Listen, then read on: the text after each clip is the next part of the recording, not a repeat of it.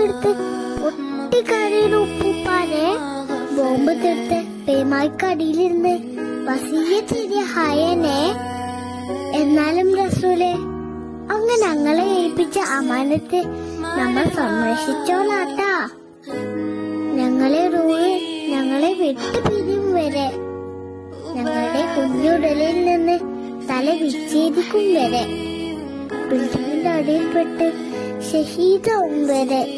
നാഥ, ദുനിയാവിലെ ഒരു സുഖങ്ങളും ഞങ്ങളെ വഞ്ചിച്ചിട്ടില്ല.